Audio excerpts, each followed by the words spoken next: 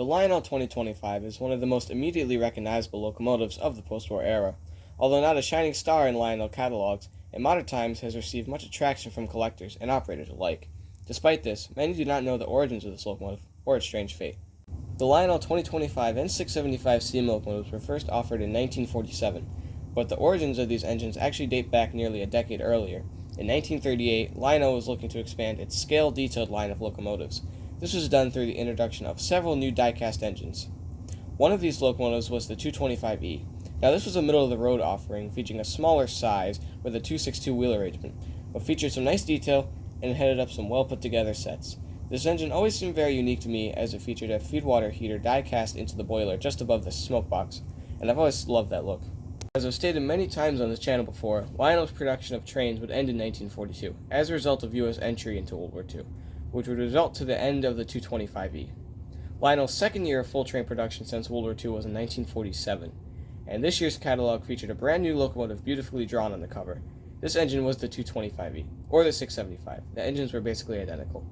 This engine clearly replicated a Pennsylvania Railroad K4 Pacific, one of the most numerous engines of the day, although the wheel arrangement on the prototype was a 462. The 2025 and 675 are 262. Now you can see on the track here I've got a Lionel 1947 2025. I got this engine for Christmas in 2018, and it has been one of my favorites since.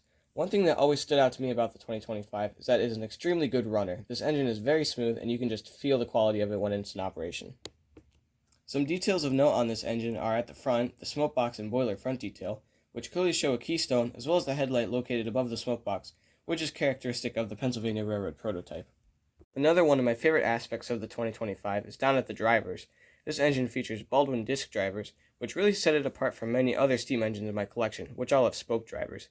One detail I've always appreciated was the words Baldwin disc embossed on the drivers. Another great feature of this engine is the excellent drive gear, which all looks amazing when the engine is in operation. In my opinion, Lionel's 2025 and 675 have the best looking drive gear out of any post-war locomotive. Some other details are at the top of the boiler. You can see the unpainted aluminum smokestack, which is characteristic of the 1947 production engines. And at the back of the boiler there is a massive bell spare firebox, once again a predominant feature of the Pennsylvania Railroad engines. Now despite this engine's brand new aesthetic, the 2025 and 675 were actually based on the pre-war 225E, albeit heavily modified.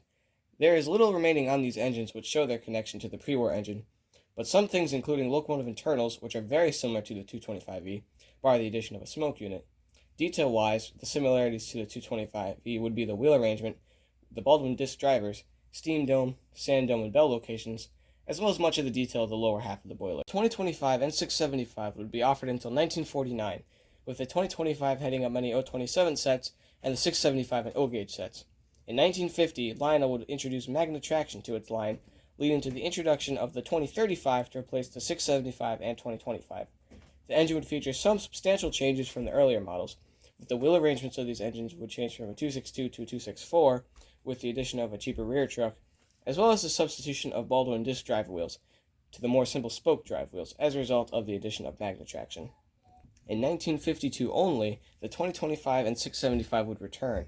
These engines were nearly identical to the 2035, but featured no magna traction as a result of material shortages from the Korean War. After 1952, the 2025 and 675 would not be offered again during Lionel's post-war period. But this wasn't the end of the line for the 2025, although maybe it should have been. In 1980, Lionel introduced a new train set, the New Englander. This set was a part of Lionel's series of cheaper DC-only train sets, incompatible with the rest of Lionel's line. The engine in this set would be a familiar sight. The number 8007 was based on the 2025 locomotive tooling. The return of Lionel's Great K4? Not so much. This engine was a far cry from the quality of the post-war locomotive. It, of course, now featured DC-only operation, as well as a plastic boiler, and to add insult to injury, was labeled for the New Haven Railroad. It seems so strange to me that Lionel chose to offer the obscured 2025 as part of a cheap train set, and a separate sale engine labeled for the Nickel Plate Road, for 1 year only, and then the engine was never offered again. The evolution of the Lionel 2025 is quite a strange one in my opinion.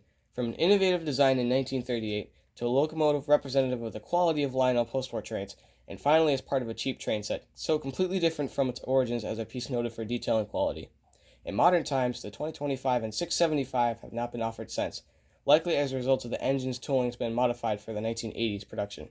The classic 225E and postwar 2025, 2035, and 675 have remained collector's items in the modern market, and for me, the 2025 is one of my favorite locomotives.